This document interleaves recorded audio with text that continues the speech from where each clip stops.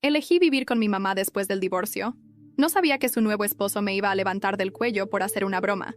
¿Quién ha sido la persona más despreciable que he conocido en mi vida? Mis papás tenían 19 años cuando yo nací. De chiquita, mi mamá y yo éramos uña y carne. Neta, hacíamos todo juntas. Pero eso no duró mucho. Como a los 10 años, mis papás decidieron divorciarse. Me dieron chance de escoger con quién quería quedarme. Y obvio, como era súper apegada a mi mamá, la elegí a ella. Nunca imaginé que eso sería el peor error de mi vida. Al año siguiente, mi mamá me presentó a su nuevo novio, un tipo alto, ex sargento del ejército, llamado Ernesto. Poco después, ya era mi padrastro. En ese entonces, yo era una niña medio sarcástica. Mi mamá y yo nos llevábamos de lujo, echábamos relajo, chismeábamos de niños, nos moríamos de risa. Teníamos una relación ligera, divertida. Pero todo cambió el día que Ernesto se mudó a nuestra casa. Una mañana, mi mamá me pidió que llevara las cajas de pizza de la cena anterior al garaje, donde poníamos el cartón para reciclar. Le dije en broma que no, mientras ya las estaba recogiendo para sacarlas. Fui, las puse encima de la pila y cuando me di la vuelta para regresar a la casa, me topé de frente con Ernesto. Había entrado detrás de mí sin que me diera cuenta. De la nada, me agarró del cuello y levantó todo mi cuerpo de 12 años, pegándome contra la pared de la casa. Se me puso en la cara y empezó a gritarme, escupiéndome mientras hablaba, que por falta de respeto y no sé qué más. Se me llenaron los ojos de lágrimas porque no podía ni respirar. Mis pies ya estaban otra vez en el piso, pero él seguía con las manos en mi cuello, apretando. Alcancé a morderle una mano, a arañarlo, y me soltó en cuanto oyó que mi mamá venía por el pasillo. Yo estaba tan en shock que ni me acuerdo qué le dijo a mi mamá, pero sí me acuerdo que ella le creyó a él. En la escuela, me encerré en un cuartito de ensayo del salón de música y lloré como nunca, tratando de entender qué demonios me acababa de pasar. Y lo peor es que todo fue a peor. Durante los 2 años siguientes, Ernesto se volvió todavía más cruel. Desarrolló una obsesión enfermiza con mi mamá, como si tuviera algo personal contra mí. Si mi mamá no estaba cerca, me soltaba cachetadas por cualquier comentario que, según él, era una falta de respeto. Y si nos escuchaba chismeando de chavitos, después me buscaba para decirme cosas horribles. Que si estaba muy chiquita como para andar vendiéndome a los niños, y no sé cuánta porquería más. Siempre susurrando esas cosas como si tuviera poder sobre mí, como si yo fuera una amenaza para el control que él quería tener sobre mi mamá. Tenía 14 años cuando me escapé por primera vez. No fue algo que planeé con detalle. No tenía mochila, ni comida, ni dinero suficiente. Solo traía unas monedas en el bolsillo de mi suéter viejo y un celular prestado por una amiga del salón que sabía más de mi vida que mi propia madre. Me fui por la ventana del baño, con el corazón explotándome en el pecho y la garganta hecha un nudo. Caminé más de 30 cuadras hasta la casa de Alexa, mi única amiga de verdad. Ella vivía con su abuela, que me recibió con un simple ¿ya cenaste?, como si fuera lo más normal del mundo llegar llorando a las 11 de la noche. Yo quería quedarme ahí para siempre, pero no pasaron ni 3 horas cuando mi mamá empezó a llamarme. Al principio solo mensajes, luego llamadas, después notas de voz con la voz entrecortada, llorando, diciendo que Ernesto estaba como loco, que me estaba buscando por las calles, que tenía miedo de que me pasara algo. Y ahí fue cuando entendí algo que no había querido aceptar. Ella no me estaba buscando porque me quería. Me estaba buscando porque tenía miedo de él.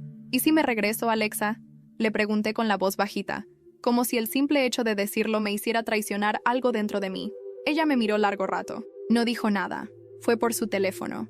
Marcó a su abuela que estaba en el cuarto y luego regresó y se sentó a mi lado. Si te regresas, ¿cuánto crees que tarde en golpearte otra vez? Esa fue la única pregunta que necesitaba escuchar. Esa noche, dormí con el celular debajo de la almohada, bloqueando todos los números de mi mamá. A las 6 de la mañana, Alexa me llevó al trabajo de su tía, que tenía una pequeña cafetería en el centro. Me dio un uniforme que ni me quedaba bien y me enseñó cómo preparar el café de olla. Ahí empecé a construir lo que después sería mi salvación, un ingreso. Pasaron 4 días. 4 días de dormir en un sillón viejo, de trabajar lavando trastes y recogiendo vasos, de fingir que todo estaba bien. 4 días en los que aprendí más sobre mí que en los últimos 2 años. Hasta que una mañana, Alexa llegó a la cafetería pálida como papel. Llamaron a mi casa. Tu mamá fue a levantar un reporte por desaparición. La policía ya sabe que estás conmigo. Se me cayó el vaso de vidrio que tenía en la mano. No por el reporte, no por la policía, sino por lo que vendría después si me obligaban a volver a esa casa. ¿Qué vas a hacer?, me preguntó. No contesté. Solo fui al baño, Me encerré y abrí la libreta que aún guardaba en el fondo de mi mochila. La misma donde había escrito todo, desde los 12 años. Donde había fotos, fechas, palabras que me dolían solo con mirarlas. Ahí mismo, tenía impreso el correo al que había enviado el audio de Ernesto, gritándome y golpeándome. Y ahí fue cuando tomé una decisión. No iba a esconderme más. No iba a esperar que mi madre me defendiera. Yo iba a hablar. Ese mismo día fui a la escuela. Pedí hablar con la orientadora escolar y le conté todo. Con pruebas, con nombres, con lágrimas, con rabia. Pensé que iba a ser como en las películas, que alguien me abrazaría, que me protegerían de inmediato. Pero lo primero que me preguntó fue, ¿estás segura de que no estás exagerando? Me levanté, la miré a los ojos y le contesté con algo que no sabía que tenía adentro. Estoy segura de que si no hacen algo, la próxima que salga en las noticias voy a ser yo. Ella se quedó en silencio. Me pidió que esperara. Habló con la directora. Luego vino una trabajadora social. Me hicieron repetir todo. 3 veces. Me sentí desnuda. Me sentí escuchada, pero también expuesta. Como si cada palabra que salía de mí fuera algo que podía usarse en mi contra. Pero ya no tenía miedo. Ese mismo viernes, me dijeron que tenía que ir a declarar al DIF, que si era verdad todo lo que decía, podían iniciar un proceso legal. Que tenían que investigar, hablar con mi mamá, con Ernesto. Y ahí fue cuando lo supe. Él iba a enterarse. Y esa noche, cuando llegué a casa de Alexa, ya había alguien esperando por mí afuera. Era mi papá, pero no venía solo. Venía con Ernesto. Lo primero que pensé fue que me iban a llevar a la fuerza, como si fuera una delincuente. Ernesto estaba parado junto al coche de mi papá, con los brazos cruzados, la mandíbula apretada, y esa mirada de superioridad que siempre traía cuando sabía que estaba ganando. Mi papá se acercó primero. Traía una camisa blanca arrugada, como si se la hubiera puesto apurado, y los ojos hinchados de alguien que apenas había dormido. «Sube, por favor», me dijo sin levantar la voz. Yo no me moví. «No voy a regresar a esa casa», le dije, y me temblaban tanto las piernas que casi me desmayo ahí mismo. «Nadie te está pidiendo que regreses, hija, solo queremos hablar, resolver esto como familia». Mi risa salió sola, sin humor. ¿Como familia? Después de todo lo que pasó, Ernesto dio un paso adelante. Me miró con una sonrisa torcida. «Lo que estás diciendo puede tener consecuencias graves, niña. Estás confundida, influenciada por gente que no entiende lo que pasa en casa». Ahí fue cuando Alexa salió por detrás de la puerta. «Ella no está confundida, está aterrada.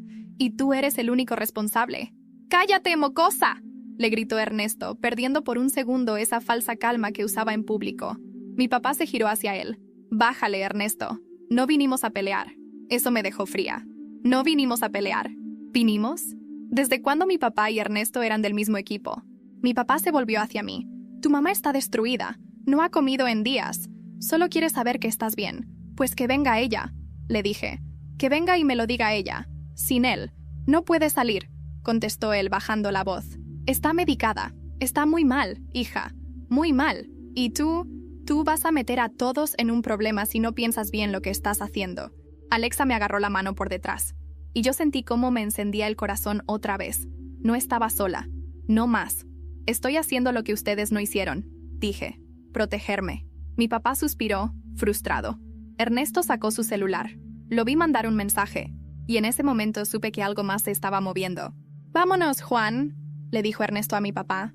«Esta niña no quiere entender. Que la autoridad le enseñe lo que pasa cuando uno inventa cosas graves». Los vi subirse al coche y alejarse.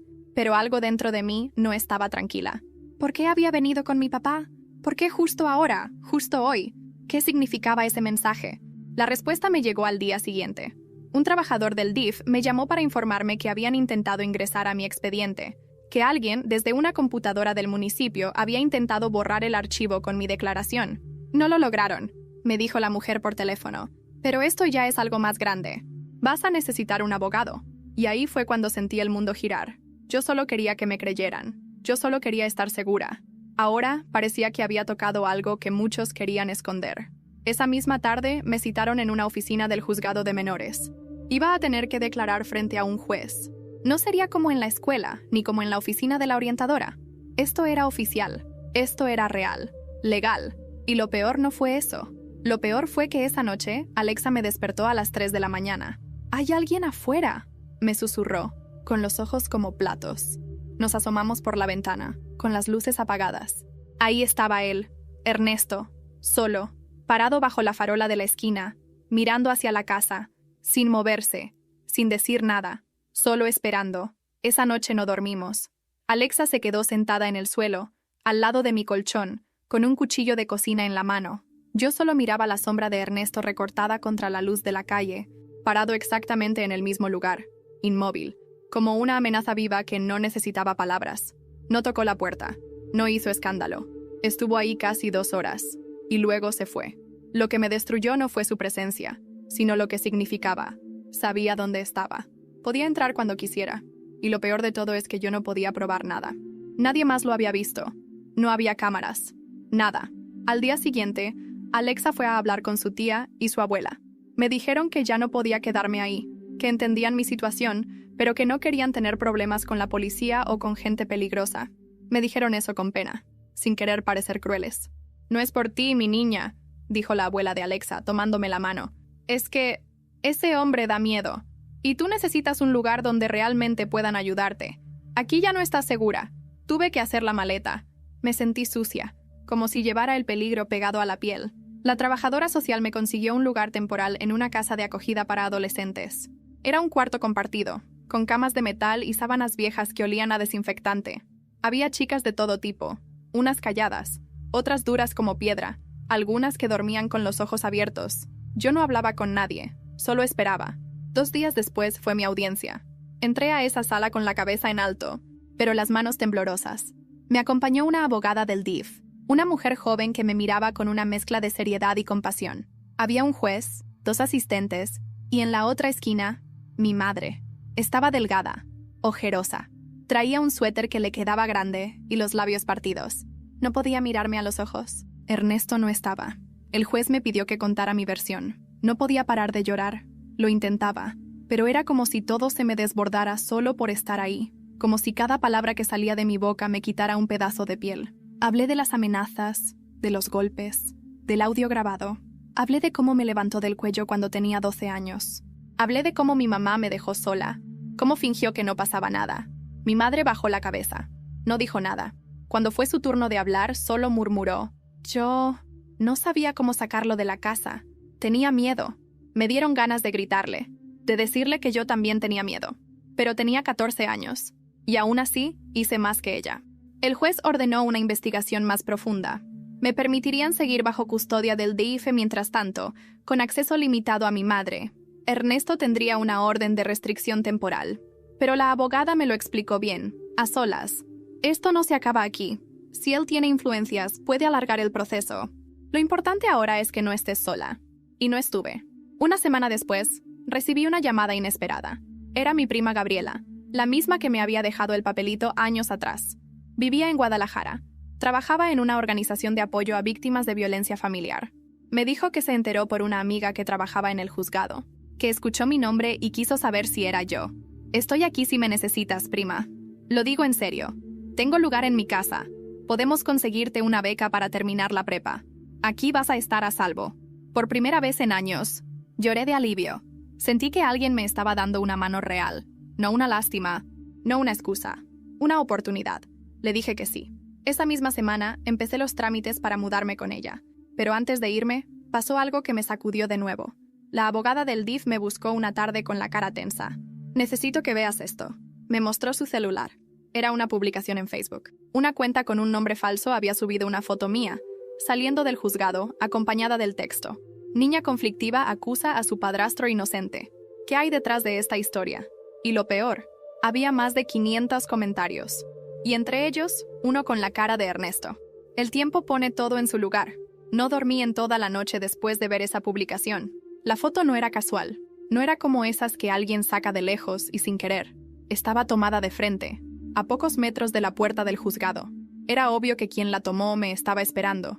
Y ahora mi cara estaba en redes sociales, junto a mi historia, distorsionada, retorcida, convertida en un espectáculo. Sentí como si me hubieran arrancado la ropa en público. Le mostré la publicación a Gabriela por videollamada. Se puso seria de inmediato. Eso no es solo difamación, es acoso. Y lo peor, alguien que estuvo dentro del juzgado te filtró. Nadie más tenía esa foto. Tú tienes que salir de ahí ya. 2 días después, tomé un autobús con destino a Guadalajara. No lloré al irme. Ni siquiera me despedí de nadie. Ya no tenía a quién. Sentía que dejaba atrás una ciudad que nunca fue mi hogar, que me tragó viva cuando más necesitaba que me protegiera. Gabriela me recibió en la central.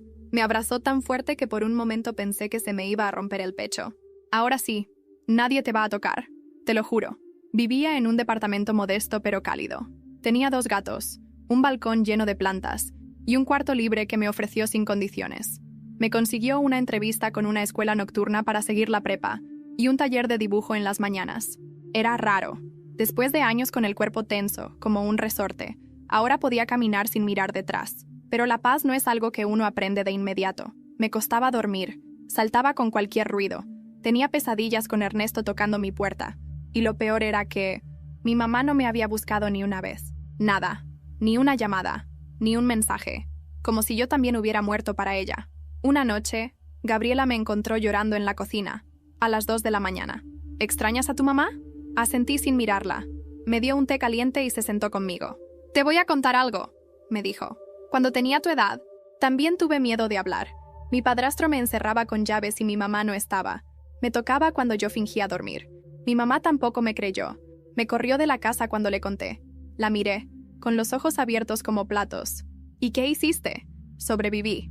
Me fui. Me juré a mí misma que si alguna vez alguien me pedía ayuda, no iba a dudar. Por eso estoy aquí contigo. Ese fue uno de los momentos más importantes de mi vida. No solo por lo que me contó, sino por cómo me lo contó. Sin drama, sin buscar lástima, con dignidad, con fuerza. Ahí entendí que no estaba rota. Estaba cambiando de piel. Pasaron semanas tranquilas. Empecé a adaptarme. Volví a dibujar. Me obsesioné con retratar rostros. Rostros tristes, cansados, enojados, rostros como el mío. Hasta que un día recibí un mensaje inesperado. Era de una cuenta anónima, sin foto de perfil, pero el mensaje era directo. ¿Te acuerdas del audio que grabaste? Hay algo más en esa casa que no has dicho. Llámame, M. No sabía quién era M. Pensé que era Ernesto jugando sucio, o alguien queriendo asustarme, pero una parte de mí sabía que había algo más. Esa casa guardaba secretos, y yo solo había contado los míos. Decidí responder. ¿Qué quieres decir con algo más? La respuesta llegó al instante. Tu mamá me pidió que te contara, pero ya es tarde para ella. No sabía si responder. Me quedé paralizada frente al mensaje, el corazón latiéndome en la garganta como si fuera a salirse. Ya es tarde para ella. Esa frase se quedó rebotando en mi cabeza por horas. ¿Qué quería decir? ¿Mi mamá estaba muerta? ¿Mi mamá internada? ¿Presionada? ¿O simplemente había renunciado a su voz, como siempre? Esa noche no comí, no hablé.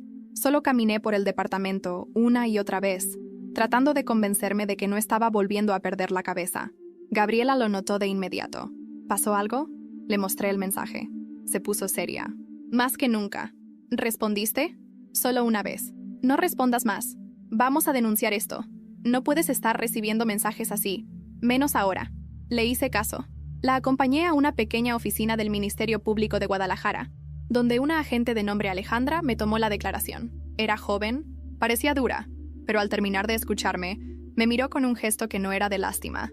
Era respeto. Te voy a decir algo que no me dejan decir seguido, me dijo, en voz baja. Muy pocas chicas tienen el valor de hacer lo que tú estás haciendo. No lo sueltes, porque esa gente juega sucio. Le conté del mensaje. Tomó nota. Me pidió capturas.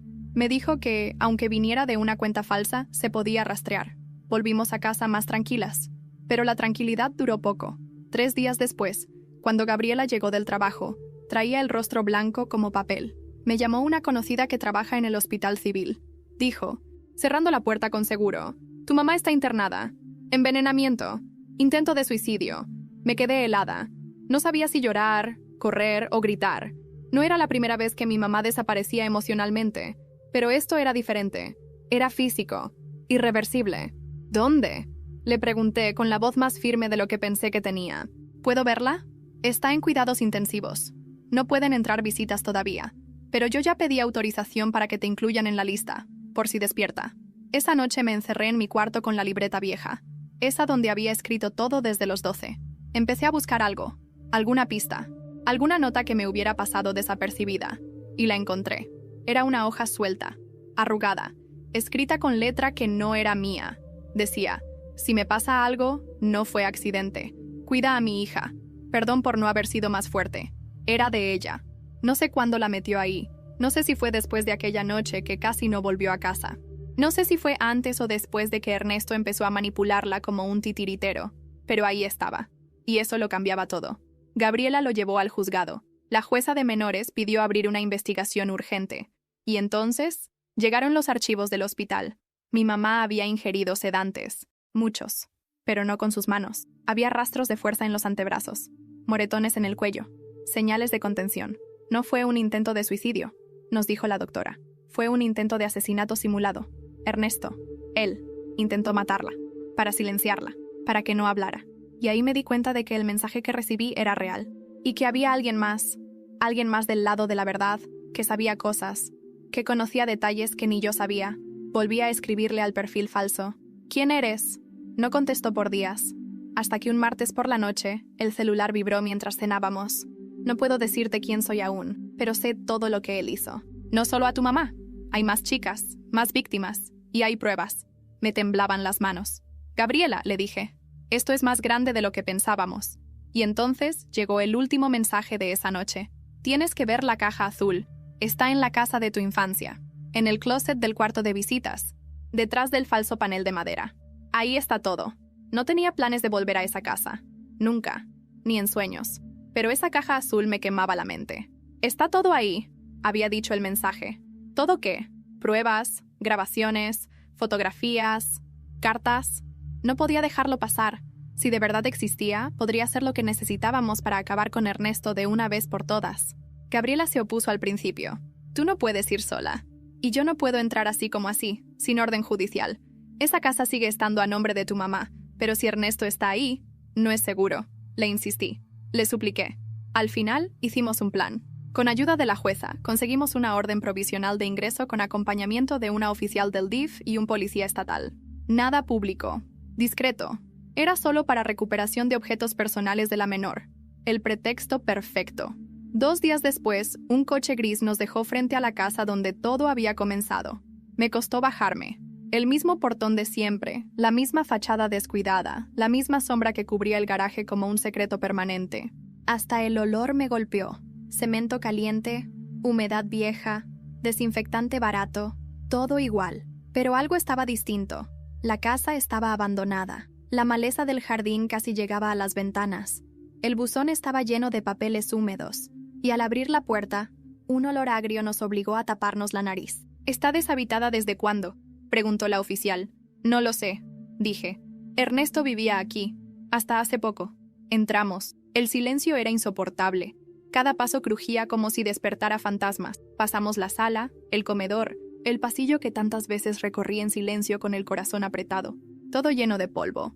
Como si el tiempo se hubiera detenido después de que me fui. Fuimos directo al cuarto de visitas. Me temblaban las manos al empujar la puerta. Todo estaba cubierto con sábanas viejas. El closet, al fondo, intacto. «Es ahí», les dije. Me acerqué. Empujé el closet y revisé el panel de madera del fondo. Golpeé con los nudillos. Sonaba hueco. Con ayuda del policía logramos sacar el panel. Detrás, envuelta en plástico y cinta gris, estaba una caja azul de plástico opaco.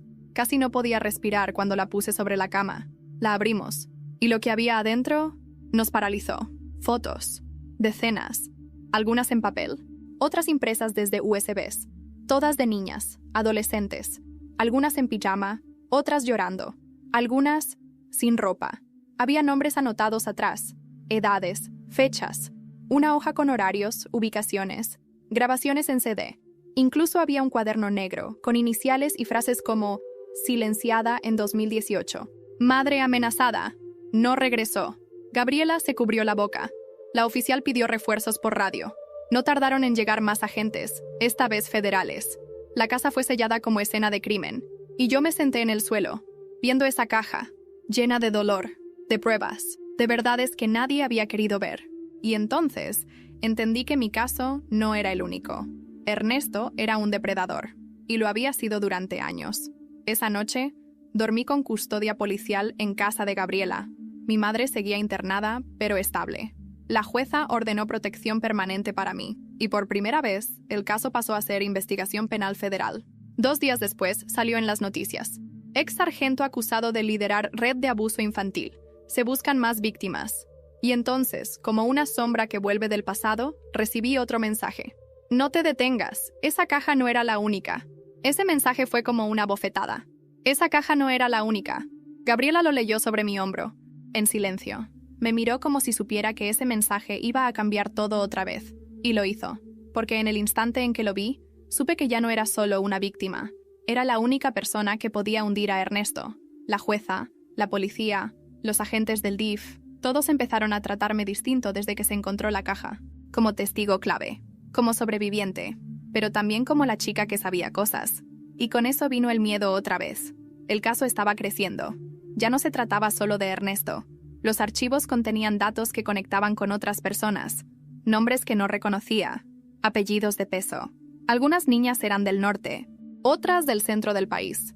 Había patrones, fechas que coincidían con traslados militares. Esa caja no era solo una prueba, era una bomba. Gabriela y yo nos convertimos en blanco. La policía nos asignó vigilancia 24/7. 2 agentes dormían afuera del departamento. Mi celular fue monitoreado. Me prohibieron usar redes sociales. Era como estar en una jaula de seguridad, y aún así no me sentía a salvo. El siguiente paso era claro, encontrar la otra caja, pero no sabíamos dónde buscar. Le respondí al perfil anónimo. ¿Dónde está la otra caja? Pasaron horas. Ninguna respuesta. Hasta que a la madrugada llegó. Pista, Santa Teresa. La casa vieja. No estoy segura si sigue ahí. Santa Teresa era un barrio antiguo en las afueras de Guadalajara. Gabriela sabía a cuál se refería. Una casa que había pertenecido a una tía lejana, abandonada desde hace años. Nadie vivía ahí. Nadie iba ahí. Hasta ahora. Con la orden judicial extendida. Y bajo resguardo federal, nos dirigimos a la casa con una patrulla y 2 agentes del Ministerio Público. Era de día, pero el cielo estaba nublado, pesado, como si también supiera que algo oscuro nos esperaba. Entramos con cuidado. Polvo por todos lados. Telarañas. El aire olía a encierro. Caminé directo al armario del fondo, sin saber por qué. Lo sentí, lo intuí. Y ahí estaba. Otra caja. Negra esta vez. Metálica. Pesada. La abrimos. Había más fotografías, más carpetas, grabaciones, una libreta con iniciales y montos. Montos de dinero, fechas, nombres. Uno de los agentes maldijo en voz baja. Esto ya es otra cosa, esto es tráfico. Tráfico. Esa palabra me dejó helada. No eran solo abusos, eran intercambios, ventas, niñas desaparecidas. Una de las carpetas tenía mi nombre. La abrí con las manos temblando. Había una foto mía, tomada en la escuela, desde lejos. Una nota escrita a mano. Responde bien a control, tiene potencial. Vomité ahí mismo, en el piso. Sentí como si todo el veneno de esos años me hubiera salido de golpe. El caso explotó en los medios. Las autoridades no pudieron seguir ocultándolo. Ernesto tenía vínculos con una red mayor. Había videos que lo implicaban directamente. Testimonios de otras chicas empezaron a salir. Mujeres que habían callado por años. Algunas ya adultas, otras aún atrapadas. Y entonces, la bomba final. Ernesto había desaparecido. Cuando la policía fue a buscarlo con una orden de arresto federal, ya no estaba. Había huido, dejando atrás cuentas congeladas, propiedades vacías y un rastro de silencio. No se fue solo, dijo Gabriela. Alguien lo está protegiendo. Recibí otro mensaje del perfil anónimo. Si lo encuentran, te va a querer callar. Ya lo hizo antes. Ten cuidado. Gabriela me abrazó fuerte esa noche, mientras yo temblaba como una hoja. ¿Qué quiso decir con «ya lo hizo antes?»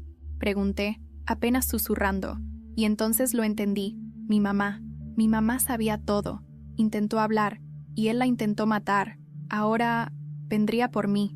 Ya no dormía, ni de día ni de noche. Me quedaba con una lámpara encendida junto a la cama, la puerta cerrada con llave, el celular cargando en la mesita de noche y el cuchillo de cocina escondido bajo la almohada. No podía respirar tranquila. Aunque hubiera policías afuera, aunque Gabriela me prometiera que estaba a salvo, yo lo sentía cerca, como si su sombra me siguiera a todos lados. Ernesto había desaparecido hacía más de una semana. Nadie sabía si estaba en otro estado, si había cruzado la frontera o si simplemente se había metido en algún agujero esperando a que todo se apagara. Pero yo sabía que no era un hombre que huía por miedo. Él no desaparecía, planeaba. Eso lo hacía peor. Las autoridades habían confirmado públicamente que estaba vinculado a una red de explotación infantil. Las pruebas halladas en las cajas habían abierto más de 20 casos paralelos. Algunos de esos nombres aparecían en los archivos como clientes, otros como intermediarios. Había incluso notas que implicaban policías, militares retirados, empresarios, un cáncer que se extendía por debajo de todo. Y en el centro de la tormenta estaba yo. Una tarde me llamaron del hospital. Mi mamá había despertado. Corrí con Gabriela hasta el área de cuidados intermedios. Solo me dejaron verla 5 minutos. Estaba pálida, ojerosa, con el rostro más flaco de lo que jamás la había visto. Parecía un fantasma de lo que fue, pero me reconoció. «Hija», me dijo con la voz casi apagada, «no dejes que te atrape». Me senté junto a ella, la tomé de la mano, lloré. No le pregunté nada. No hacía falta. Ella ya sabía que yo sabía. «Lo intenté», murmuró. «Intenté irme, pero tenía algo sobre mí». «¿Qué cosa?» «Fotos. De cuando yo era más joven, antes de que tú nacieras. Me amenazaba con destruirme, con mostrarle a tu padre cosas que me hizo hacer. Yo tenía miedo, hija. Miedo de que tú me odiaras si sabías. No me importa». «Mamá», le dije llorando, «solo dime qué más sabes». Cerró los ojos y me lo dijo. Ernesto tenía una casa en Tepatitlán. No figuraba a su nombre. Estaba registrada a nombre de un tal Federico L. Ella había ido una vez cuando él estaba fuera. Había cámaras, puertas cerradas con clave, cuartos vacíos con colchones en el suelo. Le prohibió volver. «Ahí escondía cosas», me dijo. Lo escuché hablar por teléfono. Dijo que era su segundo nido. Ahí guardaba lo importante, las pruebas, el archivo real. El archivo real. Cuando se lo conté a la policía, todo se activó otra vez. Gabriela me acompañó hasta la oficina de la fiscalía. Allí, junto a 2 agentes federales y la jueza, trazamos una operación. La orden de cateo tardó 3 días. 3 días que sentí como una sentencia. Y entonces, la redada. Entraron a la casa en Tepatitlán un lunes a las 5:40 a.m. Lo encontraron, a Ernesto, encerrado en un cuarto del fondo, solo, con una laptop abierta y un revólver al lado. No opuso resistencia. Tenía la mirada vacía. Apenas habló. Pero entre los cajones había otra caja. Y esta era peor que las anteriores. Videos, documentos, conversaciones grabadas, registros bancarios. Y una lista. Una lista de nombres. Entre ellos, políticos activos, empresarios, jueces. Y uno que nadie esperaba. Un nombre que me rompió por dentro. Mi padre. Gabriela lo leyó en voz alta y se detuvo. Me miró. «¿Quieres que investiguemos esto? ¿O lo dejamos así?» No supe qué decir.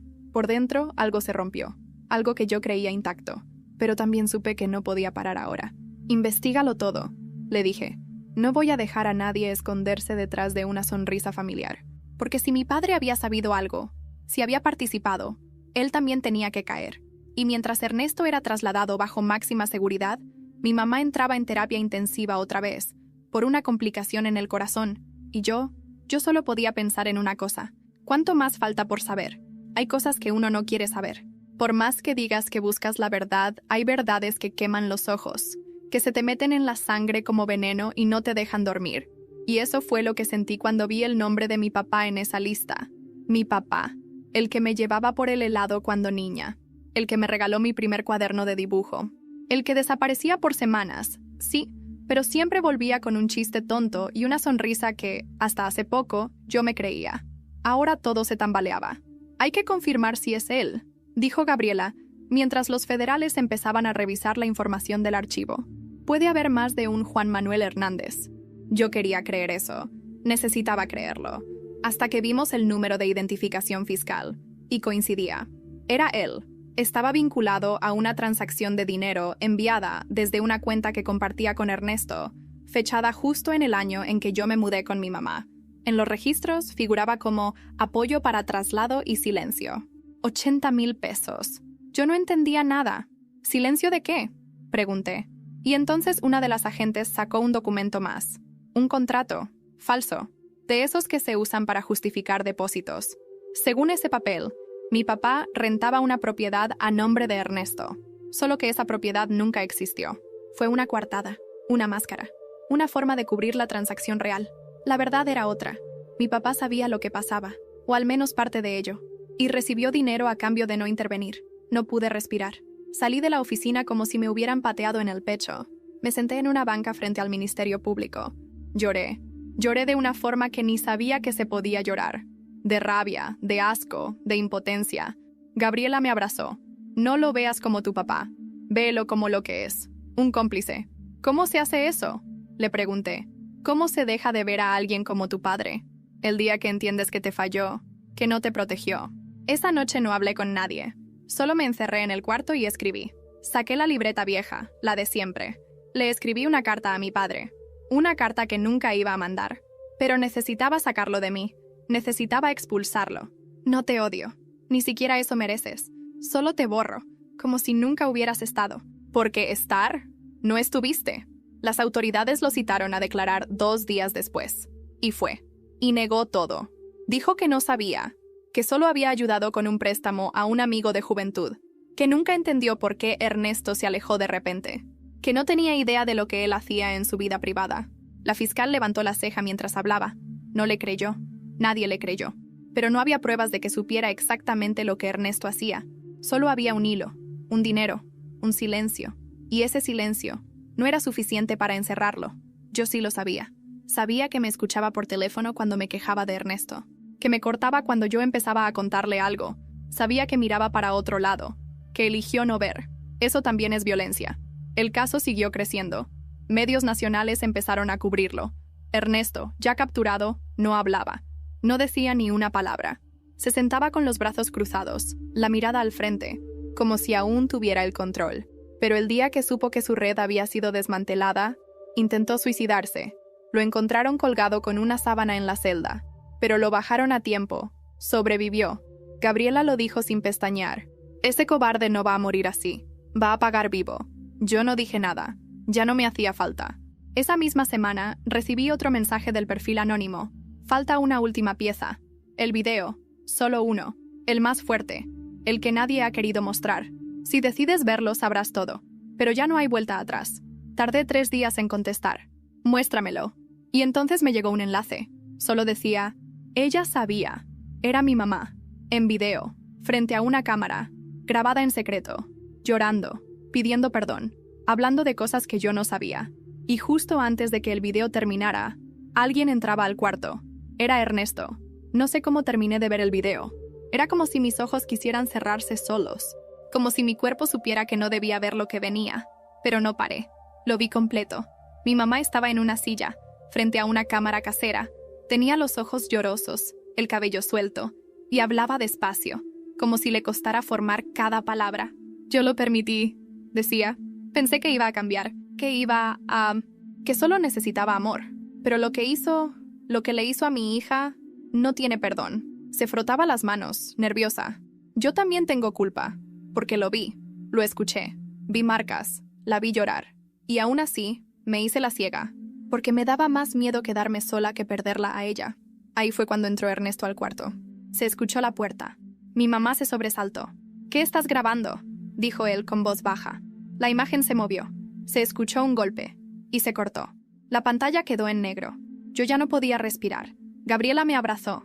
Me dijo que ese video sería presentado como evidencia adicional en el juicio, que demostraría el terror bajo el que vivió mi mamá, que probaría que no fue una mujer negligente, sino manipulada, quebrada, silenciada, una víctima más. Una semana después comenzaron las audiencias públicas. Yo declaré, frente a un salón lleno de prensa, jueces, activistas, agentes del gobierno y rostros que no conocía. Conté mi historia, completa. Desde la primera broma con las cajas de pizza hasta ese último video. Nadie parpadeaba. La sala entera se mantuvo en silencio. El juez escuchó y dictó sentencia. Ernesto fue condenado a 52 años de prisión por abuso infantil, amenazas, intento de homicidio, asociación delictuosa, tráfico de menores y producción de material ilegal. No lo miré mientras escuchaba la sentencia. No le di el gusto. No necesitaba verle la cara para saber que lo había perdido todo. Mi madre no asistió al juicio. Aún se recuperaba. Pero me mandó una carta, escrita a mano. No espero que me perdones. Solo quiero que vivas, que rías, que duermas sin miedo, que rompas con el dolor que yo no supe cortar. Estoy aquí, y esta vez no me pienso ir. Lloré por ella. No de tristeza, de alivio. Mi papá no volvió a hablarme. No se presentaron cargos en su contra, pero perdió su trabajo como servidor público tras la exposición del caso. Cayó en desgracia. Lentamente, en silencio, como caen los cobardes que se esconden detrás de la ignorancia fingida. Lo vi en las noticias una vez, saliendo de una oficina con la cara tapada. No sentí nada, solo indiferencia. Alexa me llamó por videollamada el día que salí en la tele. Sabía que ibas a hablar. Siempre tuviste esa rabia viva. Pero ahora se volvió fuerza. La libreta vieja, la de los relatos, las fotos y las fechas, fue entregada como parte del archivo histórico del caso. Un fiscal me dijo que la usarían para capacitar a trabajadores sociales. Esto que escribiste va a salvar otras niñas, me dijo. No lo dudes, hoy vivo en un lugar diferente. Mi nombre ya no está en registros públicos. Mi ubicación tampoco. Asistí a terapia intensiva durante más de un año. Aún tengo pesadillas, sí. Aún salto si alguien me toca el cuello de improviso. Pero aprendí a reconstruirme. Empecé una carrera de psicología. Quiero ayudar a otras como yo. Gabriela sigue a mi lado. Es más que mi prima ahora. Es familia de verdad. Y cada vez que siento que no puedo, me recuerdo de una frase que escribí una vez en esa libreta, sin saber que un día sería verdad. Sobrevivir no es suficiente. Yo voy a vivir, y voy a hacer ruido con cada paso que dé, porque esta historia no se entierra, no se olvida, se grita.